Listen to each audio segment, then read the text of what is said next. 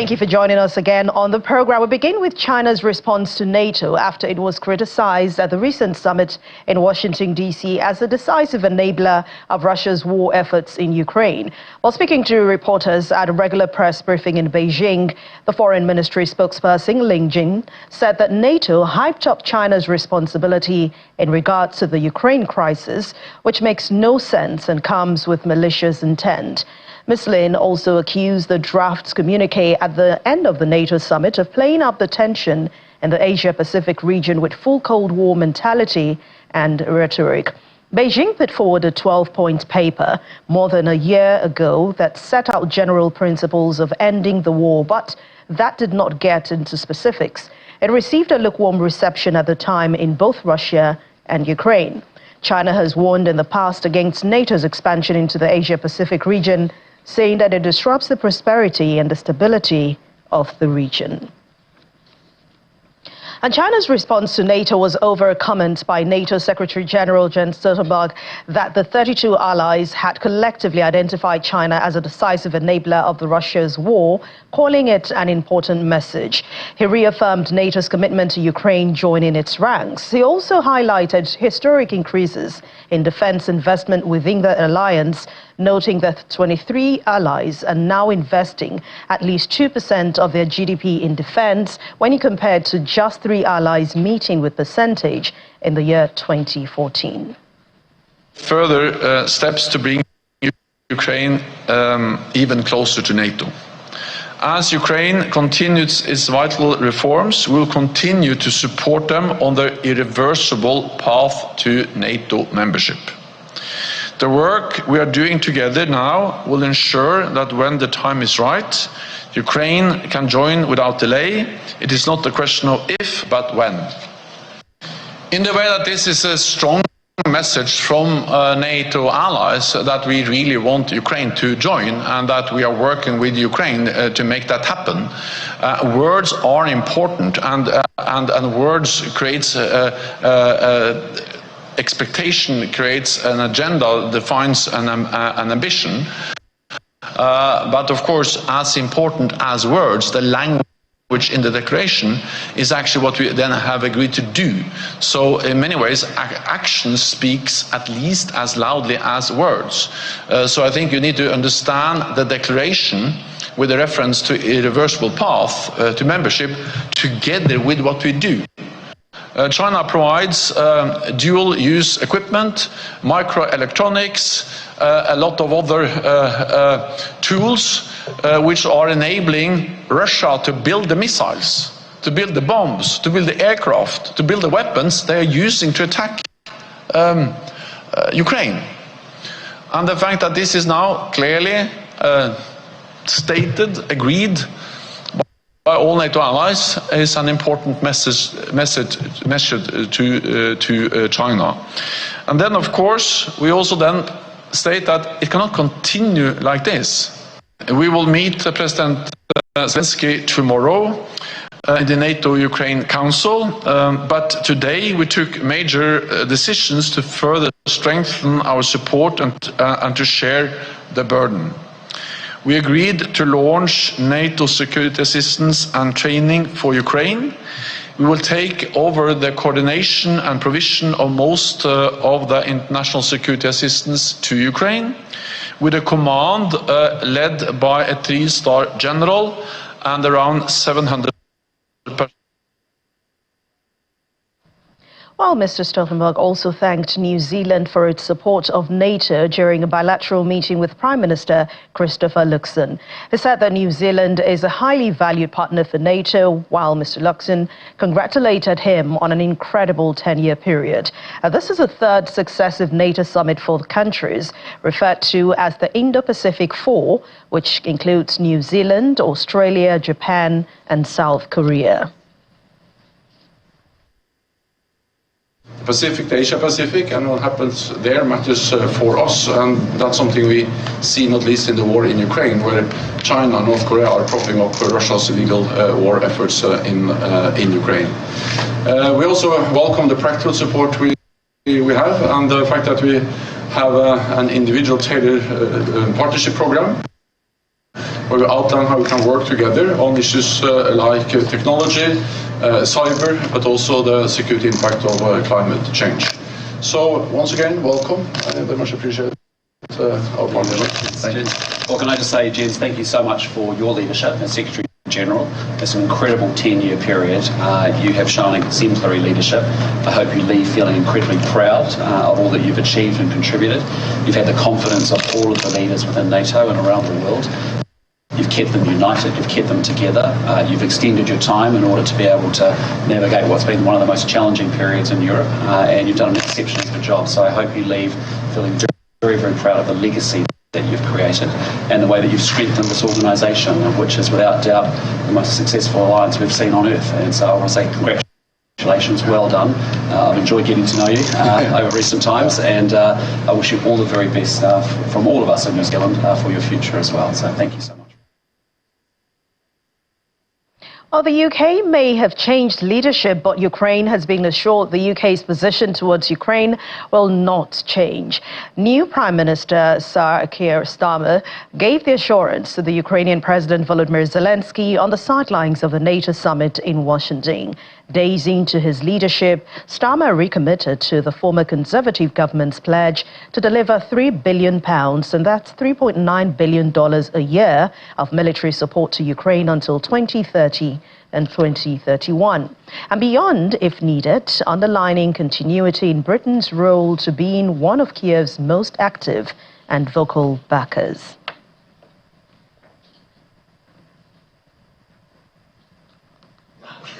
Thank you very much.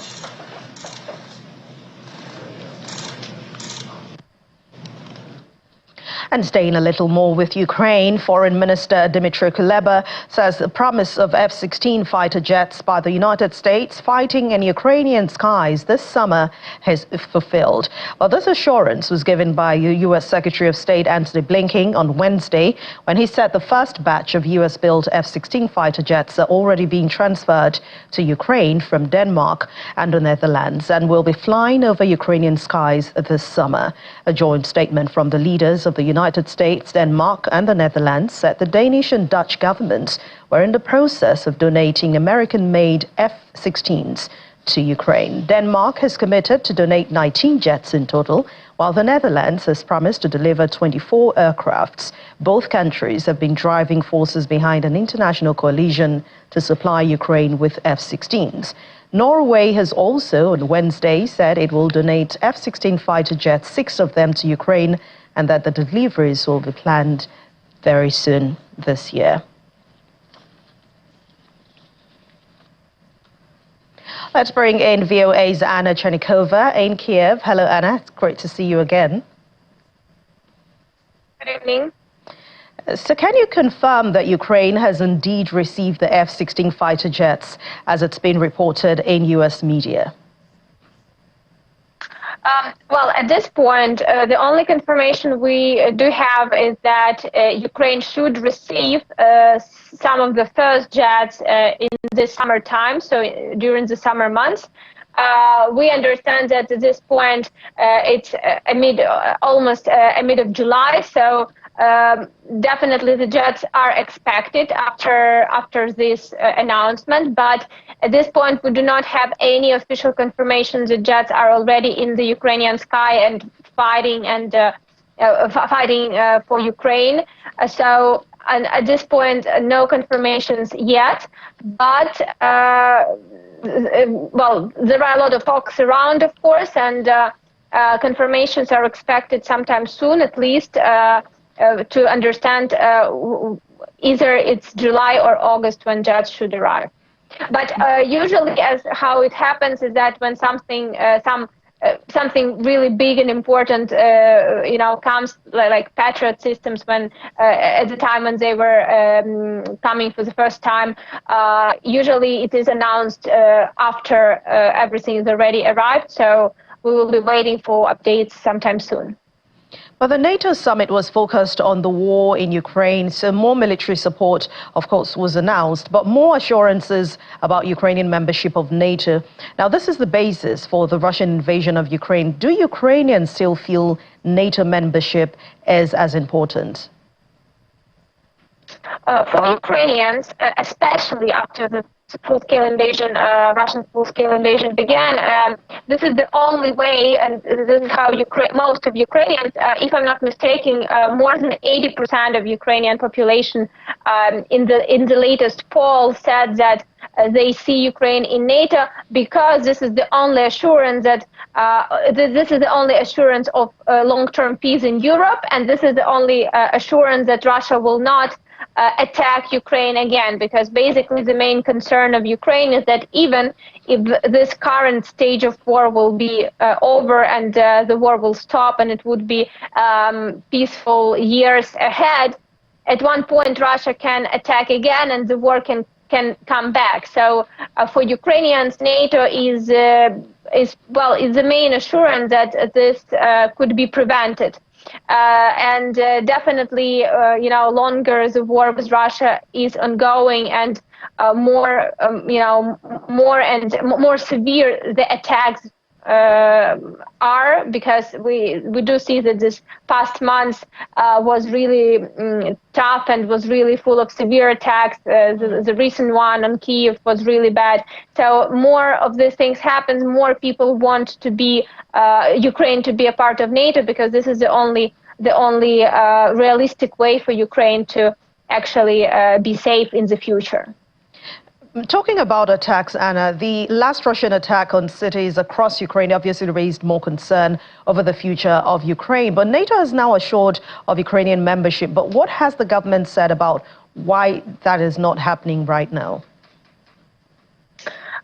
This is a very good question, and Ukrainian government, Ukrainian officials were trying to negotiate, were trying to talk this topic, of course, for a very long time, but and Ukraine has done its official proposal letter to join NATO. But at this point, we do see that, well, first of all, from the position of allies and alliance itself and member states, it is really, well, at this point, impossible to accept Ukraine as a state at war, and in general, what experts say here in Ukraine, that for the allies, it will take some more time to negotiate and discuss, because it is a risky step, because Russia is trying to, Russian rhetorics and Russian officials, President Putin himself is saying that if Ukraine is joining NATO, then it will be war between Russia and NATO. So all of this is creating additional issues and additional difficulties in actually accepting the idea of Ukraine joining NATO. But again, Ukrainian officials from their side are trying to negotiate certain terms and at least certain deadlines of possible for Ukraine to achieve certain things, to be able to actually start this negotiations and this and joining procedures. So at this point, it's really I think that it's too early to say, because the war, the full-scale invasion, the full-scale war is still ongoing, and probably Ukraine will have more chances to join, to start these joining procedures when the active stage of this current war at least will be over. So there is understanding that at this point, the best realistic scenario for Ukraine is to get into deeper cooperation with NATO member states and with the alliance, and develop more and improve and develop Ukrainian internal defense sector. And now, what does Ukraine make of NATO's accusation of China enabling Russia in this whole war? Well, basically, Ukrainian officials also accused China of supporting Russia economically, of supporting Russia technologically. So this is something that, just goes in line with Ukrainian rhetorics as well. However, Ukraine is trying to build certain new kind of relations with China, at least trying to start certain negotiations between the leaders, but as we can see at this point, it's not happening yet. But at least certain conversations of the foreign ministers are happening, and certain contacts are happening. But basically, for Ukraine, it's here in Ukraine, for Ukrainian officials, Ukraine as a state, it's clear that China has its way of helping Russia. And mainly, we're talking here about economic and technological support. So the next thing will be, I mean, does Ukraine have any relations with China? Well, Ukrainian relations with China is more or less diplomatic and economic at a certain point, of course, as well. And as I said, Ukraine is trying to somehow boost these relations, maybe even rebuild it in certain way. But as we can see, well, China is very careful. China is interested in more close ties with Russia, also economically, mainly. So it's difficult, of course, for Ukraine to, to push China towards Ukrainian side. Considering Chinese and Russian relations for such a long time.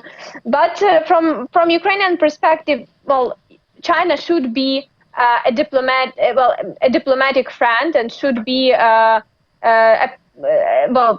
neutral side in this particular war, and probably for Ukraine, at least again, as how it is considered here inside of the country, that it's better to have China as a neutral partner, neutral country, than if China will be completely on the Russian side. All right. Thank you very much. Thanks again, Anna, for your contribution on The World Today, and please do stay safe. Thank you.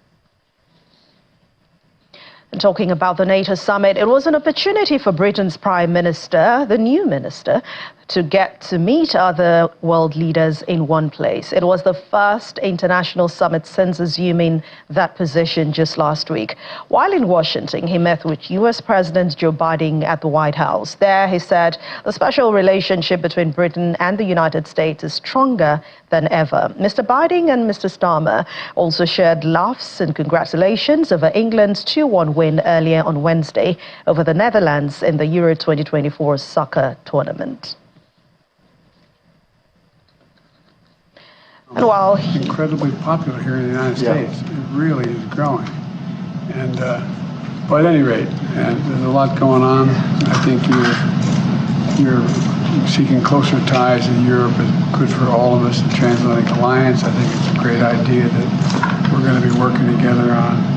I thought we had a good meeting today, NATO. Very good. I thought we had a good meeting, and I think things are moving in the right direction. I'm feeling really optimistic about where things are moving. But welcome, welcome, welcome. Thank you very much, Mr. President.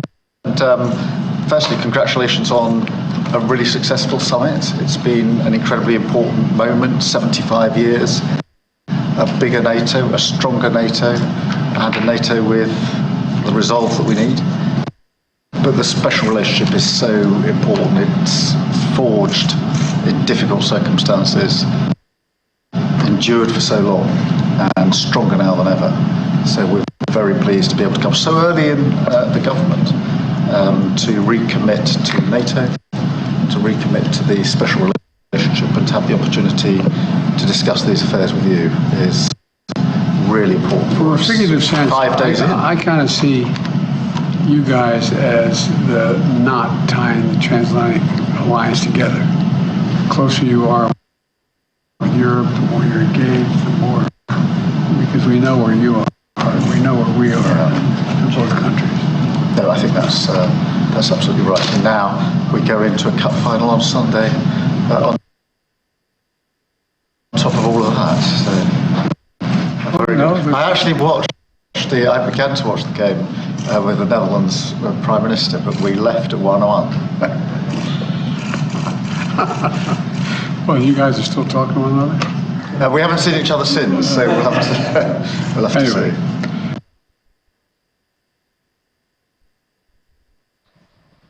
Well, while Mr. Starmer was in Washington, he also met with the Speaker of the U.S. House of Representatives, Mike Johnson, and Minority Leader Hakeem Jeffries. The politicians shook hands and posed for pictures. Mr. Starmer also held private meetings with NATO Secretary General, who praised the UK's commitment to NATO, calling it a staunch and important ally.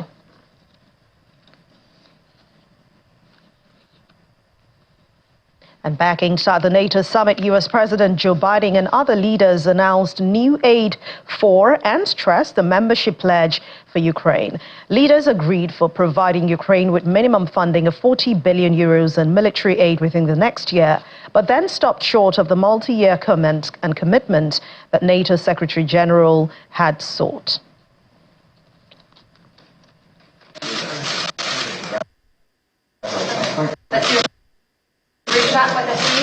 Sure.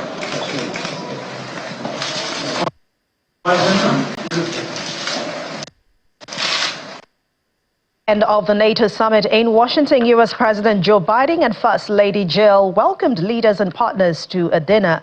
President Biden paid tribute to NATO's 75 years existence, saying that allies share common beliefs in dignity, equality, democracy, and freedom. Long-range U.S. missiles are to be deployed periodically in Germany from 2026 for the first time since the Cold War, in a decision announced at NATO's 75th anniversary summit. The cruise SM-6 and hypersonic missiles have a significantly longer range than existing missiles. The U.S. and Germany said in a joint statement that such missiles would have been banned under the 1988 treaty between the U.S. and the former Soviet Union, but the pact fell apart 5 years ago. Russian Deputy Foreign Minister Sergei Rybakov said that Moscow would react with a military response to this new threat.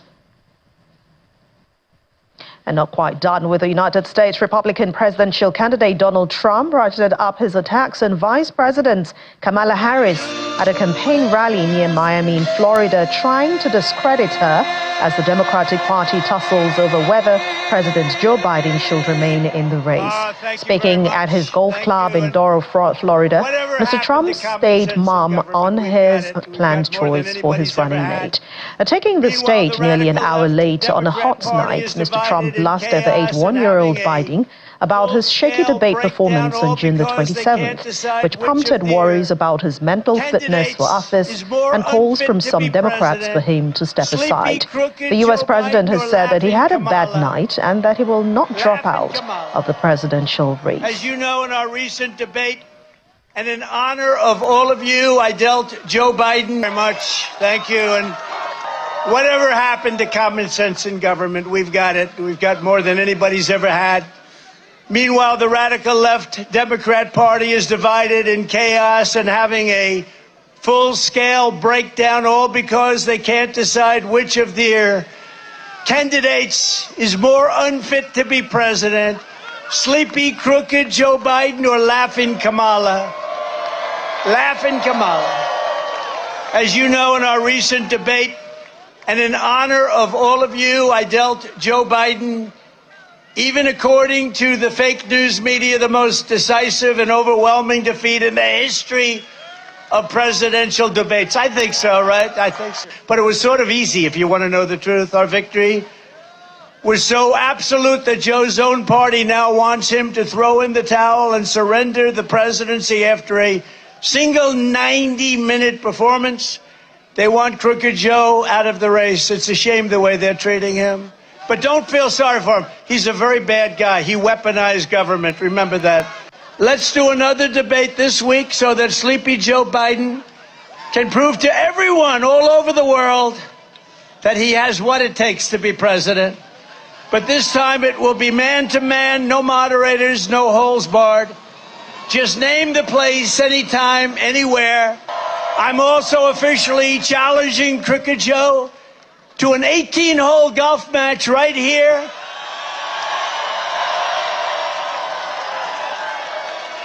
On Doral's Blue Monster, considered one of the greatest tournament golf courses anywhere in the world, one of the great courses of the world.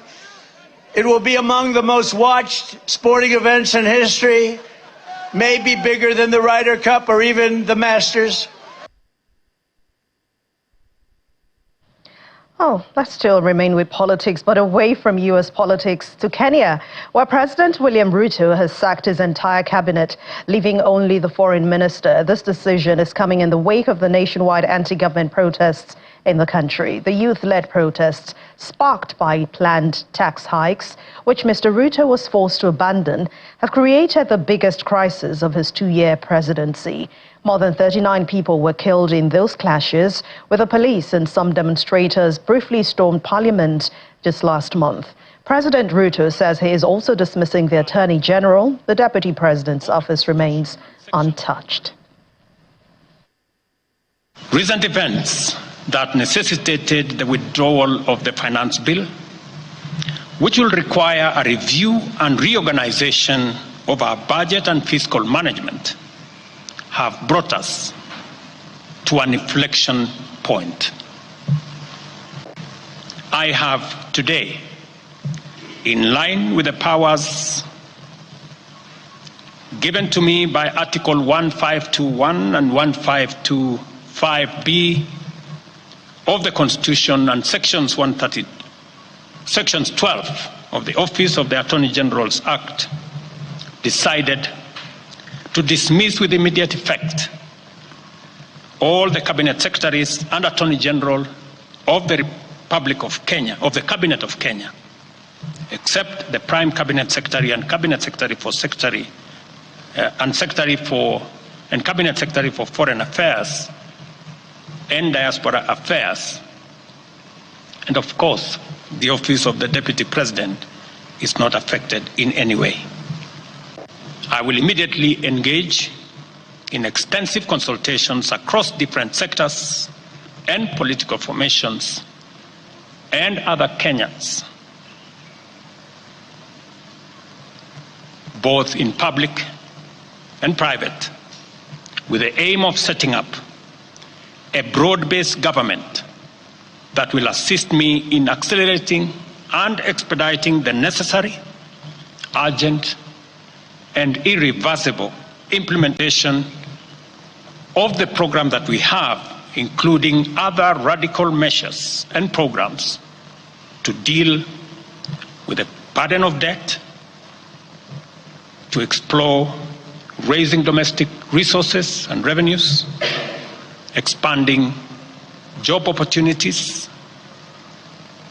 eliminating wastage and unnecessary duplication of a multiplicity of government agencies, and slaying the dragon of corruption, consequently making the government of Kenya lean, inexpensive, effective, and efficient. Unusual turn of events in Kenya, but one that has drawn reactions, no doubt. Earlier, my colleague Joke Rogers spoke to Kenyan journalist Cyrus Obati about this recent development. Hello, Cyrus. Great to see you today. Yet another concession we are seeing from President Ruto after weeks of protests from the Gen Z youths. Is this latest development satisfying to the group? Thank you for having the show. Actually, as you put it very clearly, is it satisfying? No, as we are getting online now, as we are speaking, men are agitating for more protests from next week. So we don't know how far they may go, because they're saying on Tuesday they need to come out again on public and protest against the current government. They're saying they're not satisfied with the move, whatever it did today. It was too late, too little. So we don't know where they may stop, because this is an amorphous group which is mobilizing online, and it's actually spreading so fast like fire. So we're just waiting to see what will happen next. Right, and Cyrus, what have you heard, while this was going on and the group insists that they will protest again? As you said, if the president's announcement is not what the group wants. So what were their demands during the first protest, apart from the removal of the tax law that has now been repealed?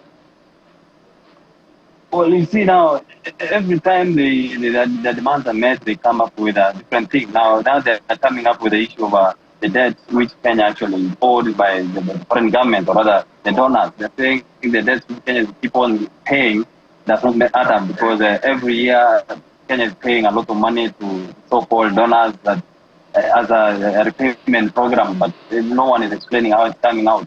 Then again, they are also demanding that the president himself to leave, but then you see when he leaves, that's another issue, because as we are speaking now, we don't have an electoral body, the IBC, and that's Independent Electoral and Boundaries Commission, because it was banned 2 years ago, and just last week, or on Monday, in fact, is when Mr. Ruto tried to form a process of now constituting a new team. So if you say that he should leave now, it will be a constitutional crisis in the country, because there is nobody that can conduct the elections.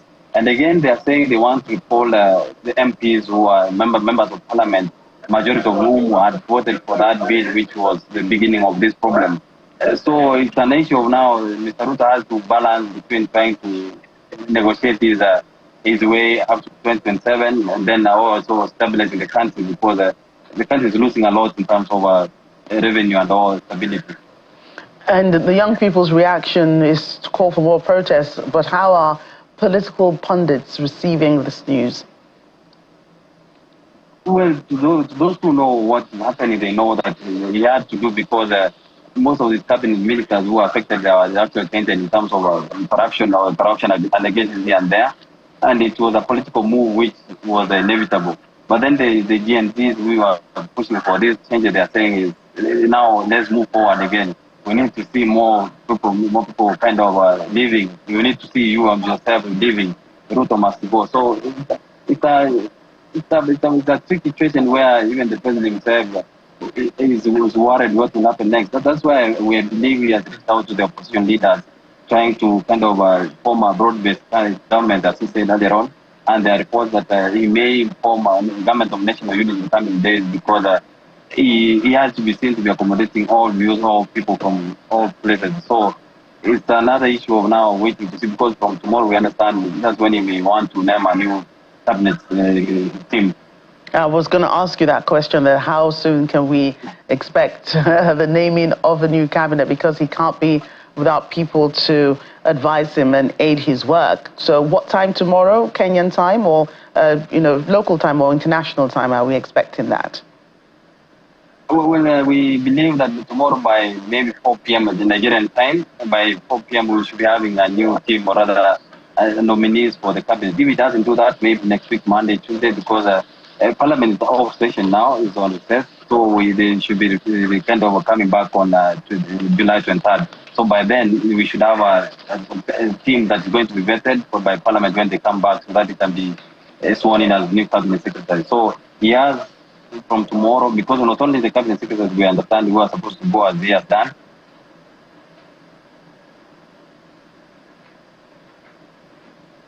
How they handle the situation in different protests, whereby we lost almost 43 people who are killed in this protest that were against the taxes. So probably tomorrow, we understand from tomorrow, maybe tomorrow by Monday, that's around 4 p.m. by Nigerian time, we should be having more news on the same. All right, thank you. Kenyan journalist Cyrus Mbati, thank you for your time. One of the strengths of Africa is its people, especially its young people. But harnessing the resources takes more than interest, more like a calculated effort. And this report takes a look at one of such interventions which seeks to take youths from poor financial backgrounds off the streets before their potentials are harvested by the wrong hands. Let's talk about the future of work. The jury's out on how and if technology will displace lots of jobs years from now. Let's talk about the youth of Africa, estimated to be over 400 million, with the continent believed to have the youngest population in the world and 70% of the population under the age of 30. And the future promises more youthquake. And then let's talk about the African youth and the challenge of combating poverty, which some have alleged is the single greatest motivation for social vices. But in Ikorodu, Lagos State, Nigeria's commercial nerve center, efforts are ongoing to change the narrative and to prepare a future planned on intentionality and strategy. The goal is to build a smartened culture that will rival the scam culture on the street. All right, because we don't just want to tell kids out there, don't do scam. We want to give them viable alternatives.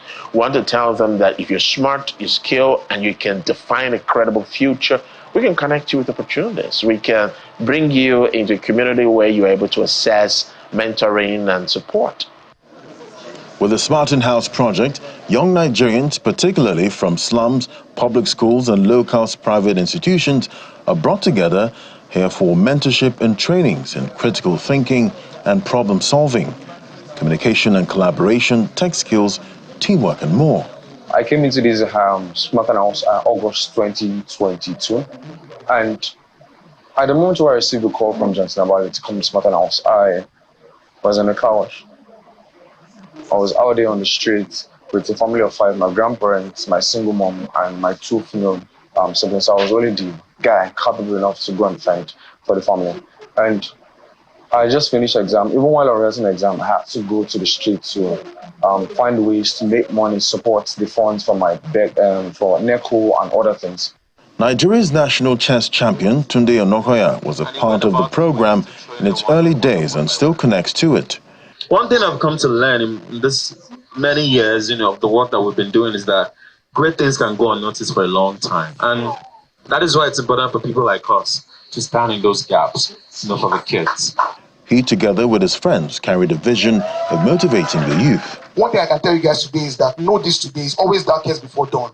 At the day when you are about to give up, if you can just try, and that 1 hour that sleep is calling you see, the difference between a B and a student is that extra 1 hour. So far, the effort is drawing the right attention, even from the Economic and Financial Crimes Commission, bank CEO, the Federal Ministry of Youths, as well as Lagos State Government. You need to have that can-do spirit. You need to have that impossible is nothing attitude, right? You can do anything you set your mind to believe in. And you guys are the real heroes. At the moment, the fully residential initiative caters to 60 young men and women who are brought in contact with mentors across various sectors, but based on their area of interest. My ACOM project is based on my Ikigai, meaning what I'm passionate about, what I love, and it is sound. Now, I love music, but beyond music in its whole generic form, I love the sound part of it, the art and the science of sound. And I want to harness the power of sound to tackle global issues around communications, meaning bridging communication gaps, health, that's mental therapy, and then immersive sound experience. I want to create my own sound systems. Come 2025, some of them will be traveling to the United States and be visiting NASA. They are very excited and the expectations are high, knowing that their dreams, despite their background, are within reach. Let's check on the environment now. Heavy rains have resulted in the floodwaters in the Indian capital, New Delhi. People were seen wading through inundated streets around one part. One local was saying that the flood started after a section of the canal nearly broke. The Nangaon district in the northeastern state of Assam, flooding triggered by heavy rains over the past 2 months, have inundated farms, residential areas and displaced thousands of people. At least 7 deaths have been recorded since Tuesday, July the 9th, and that's according to local authorities. Water levels in 9 rivers in Assam were above dangerous levels, according to a state government assessment report, which was recorded on Wednesday, July the 10th. And take a look at the situation in the southwestern Chinese municipality in Chongqing. Floods triggered by heavy rains also inundating parts of the municipality. Local media say that some 280 houses were affected by that, and 490 residents had been evacuated. In one rescue operation, the water level was seen to be chest deep. Local authorities have declared an emergency response plan for the floods. Authorities are saying the death toll from the heavy rain in Chongqing rose to 5, with 1 person still missing.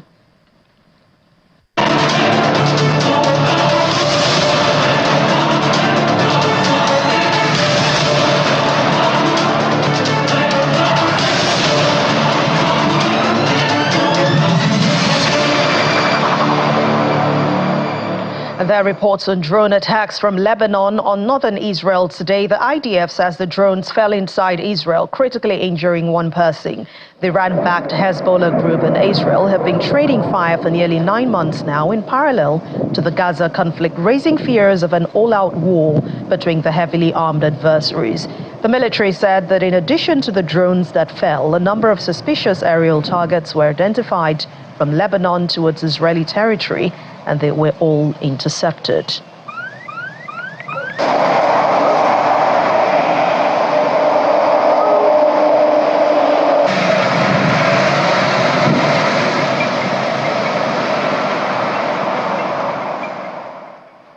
Following Israel's demand to evacuate displaced Palestinian families were seen fleeing Gaza City, heading to the south of the Gaza Strip. Israeli forces dropped leaflets demanding the evacuation of residents whose journey took them through Salah al-Din Street in al-Nusayrat district in South Gaza.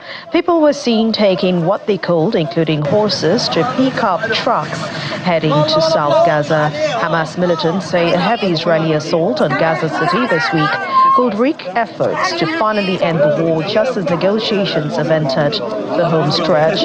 Home to more than a quarter of Gaza residents before the war, Gaza City was destroyed during the first weeks of the fighting last year. But hundreds of thousands of Palestinians have returned home in the ruins.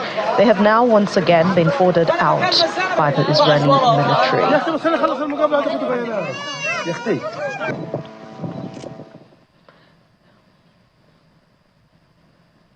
And it was around 2 hours after Gazan militants launched an onslaught on Israel's southern border communities that Major General in the Israeli reserves, Yair Golan, began to understand the gravity of the attack on Israel's soil. He got in the car and sped down south, stopping only to get an automatic weapon at an army base. When he arrived at the site of Nova Music Festival, he began rescuing survivors from what he described as a massacre scene.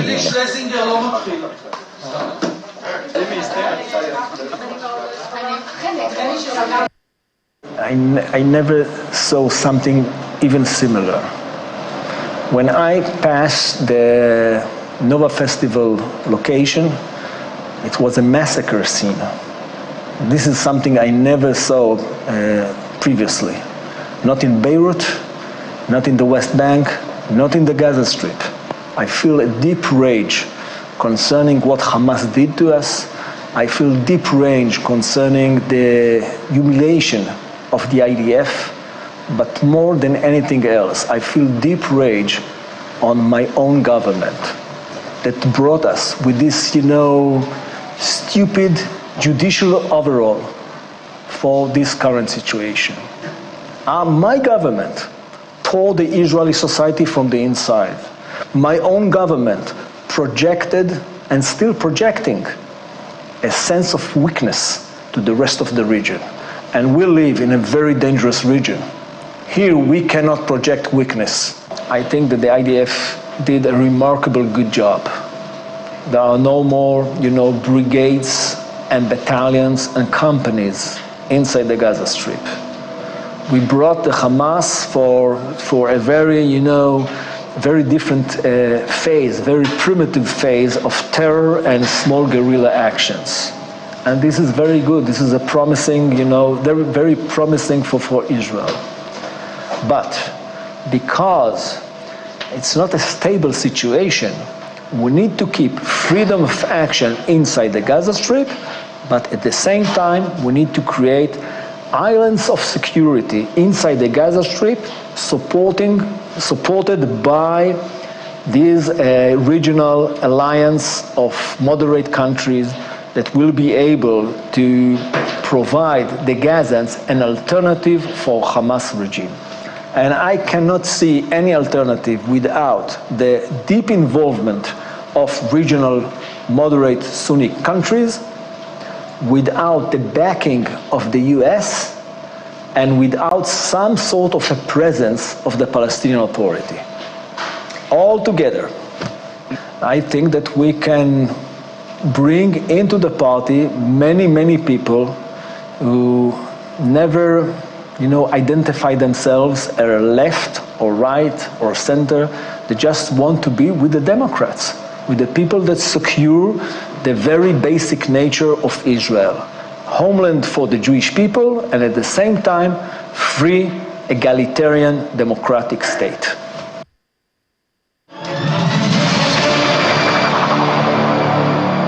And away from the wall, the spire of the Gothic Cathedral of the French city of Rouen in Normandy caught fire today. The cathedral, one of France's finest, was painted several times by Impressionist artist Claude Monet in the 19th century. Television images showed a dark plume of smoke rising from the spire and people in the streets below looking up in horror. The scene was reminiscent of the devastating fire at Notre Dame Cathedral in Paris in 2019. The local prefect, the state officials said the cathedral had been evacuated and emergency services were on the scene. A security cordon was in place around the building. And finally, as Spain and England prepare for the Euro 2024 final, Walter, the Oracle orangutan, has predicted that it will be Spain who takes the trophy home. Given the choice between both identical bags hanging from a rope, Walter grabbed the one with the Spanish flag on it first. Only after he had taken it off the rope did he reach for the bag with the English flag on it. However, once he brought both bags into his bamboo house, he ate all of the treats from the England bags first. Walter's track record during the tournament has been pretty good, with almost always his predictions coming true on the pitch. One of the predictions that didn't come true was his bet on the Netherlands over England in the semi-finals, which took place on Wednesday this week. Also eigentlich würde ich sagen, er tippt ganz klar auf Spanien, aber es lässt natürlich ein bisschen Interpretationsspielraum, weil er auch den England-Sack eben sich zuerst vorgenommen hat. I'll definitely be finding out if Walter is right, but that's it on the World's Day for today. Thank you so much for watching. I'm Anne Nwawade.